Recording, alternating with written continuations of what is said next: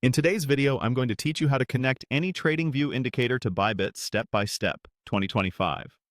We'll walk through the alert setup in TradingView, how to add a webhook, how to format the message for a bridge service, and how to safely test everything on Bybit's demo environment. Start by opening TradingView and loading the chart where your chosen indicator is already applied. Make sure you're on the time frame you actually plan to trade, and confirm the indicator's settings match your strategy. If the indicator can repaint, consider confirming signals on bar close to avoid early or false triggers. Next, look to the right sidebar and click the bell icon to open the Alerts panel. This brings up the alert creation window.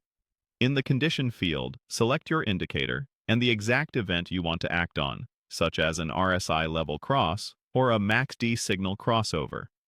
Choose the alert frequency that fits your approach, only once per bar, or once per bar close. Bar close is often more stable for automated execution. You can also set an alert name and expiration so your alerts stay organized and don't fire indefinitely.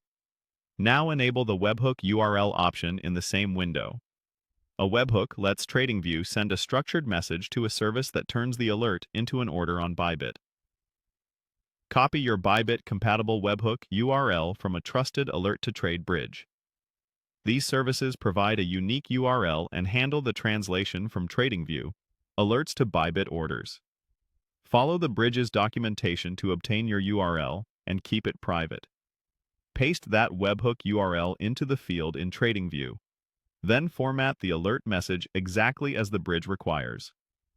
This is critical. The message typically includes the symbol, order side, quantity, and order type, and may include leverage or reduce-only flags depending on your setup. Make sure the symbol matches Bybit's format and that your quantity unit matches what the bridge expects. Carefully match field names, spelling, and capitalization from the bridge's guide so orders are created correctly. If the service provides a template, adapt it without changing key names. When everything looks good, click Create to save the alert. You should see it appear in your active alerts list, ready to fire when conditions are met. Finally, test on the Bybit demo or testnet. Trigger a small, controlled signal and confirm the bridge receives the alert, and that a corresponding order appears on Bybit with the correct symbol, side, size, and order type. If something doesn't match, adjust the message format or alert condition and test again until it's reliable before going live.